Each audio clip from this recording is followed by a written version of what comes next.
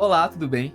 O texto que eu gostaria de meditar com vocês hoje encontra-se em Daniel, capítulo 6, versículo 5, que diz assim: Finalmente esses homens disseram: Jamais encontraremos algum motivo para acusar esse Daniel, a menos que seja algo relacionado com a lei dos Deus dele.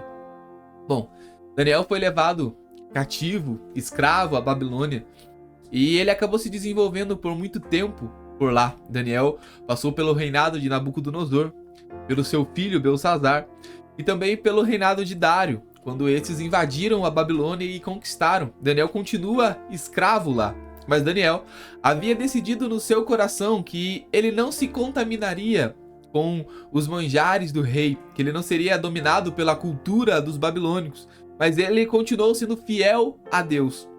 E no capítulo 6, onde nós lemos, o rei Dário havia decidido nomear 120 governadores sobre o reino. E dentre esses 120, 3 que supervisionariam tudo o que estava sendo feito por esses governadores. E dentre estes estava Daniel. E ele acabou causando ciúme em algumas pessoas, inveja em algumas pessoas. E eles começaram a tramar um jeito de tentar fazer com que Daniel fosse retirado do cargo. Tentar com que Daniel perdesse prestígio com o rei. No verso número 4 eles dizem: Diante disso, os supervisores e os sátrapas procuraram motivos para acusar Daniel em sua administração governamental, mas nada conseguiram.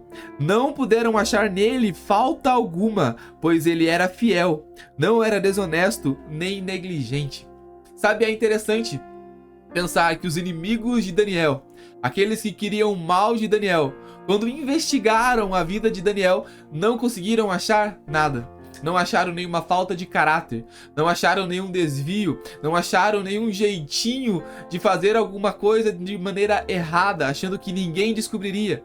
Daniel era íntegro em seu caráter, mesmo estando em terra estrangeira, mesmo estando sob domínios de reis que não serviam a Deus, Daniel conseguia se manter íntegro. E a pergunta que fica para nós: como nós temos nos comportado? Qual é a maneira da nossa vida? Será que se as pessoas investigassem a nossa vida, elas encontrariam alguém de caráter?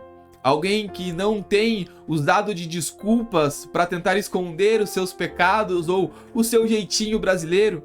Ou a sua falta de respeito no trânsito? Ou a sua falta de respeito pelas autoridades? Ou os seus livros piratas ou os seus filmes piratas? Será que eles encontrariam em nós alguém de caráter? Alguém que procurou andar de maneira fiel e verdadeira? E sabe o que é interessante? A conclusão que eles chegam está no verso número 5. Finalmente esses homens disseram: Jamais encontraremos algum motivo para acusar esse Daniel, a menos que seja algo relacionado com a lei do Deus dele. Sabe o que eles estão dizendo? O único jeito de nós fazermos o que queremos com Daniel é se colocarmos a lei dos homens acima da lei do Deus dele. Porque eles sabiam que Daniel era fiel, que Daniel não respeitaria a lei dos homens acima da lei de Deus. Daniel era fiel, sim, ao rei, mas primeiramente ele era fiel a Deus. Se o rei colocasse um decreto, como ele colocou, que não se poderia orar, que não poderia buscar outro Deus, Daniel quebraria sim essa lei, porque primeiro vinha a lei de Deus. Daniel se preocupava em ser fiel a Deus. Daniel sabia que só chegou aonde chegou porque Deus estava do lado dele. Não foram os reis, não foram os lugares de autoridade, mas foi Deus que estava com Daniel desde o princípio. Mesmo quando Daniel não enxergava, talvez sendo levado como escravo, mas decidiu se manter fiel, mesmo em terra estrangeira, Deus estava do lado dele. Não seria agora, porque uma lei mudou, porque colocaram um decreto que não se poderia orar, que Daniel deixaria de ser fiel a Deus.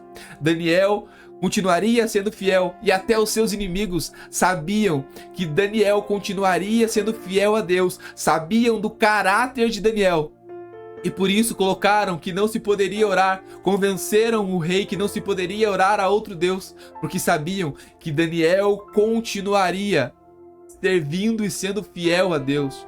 E nós, como tem sido a nossa vida?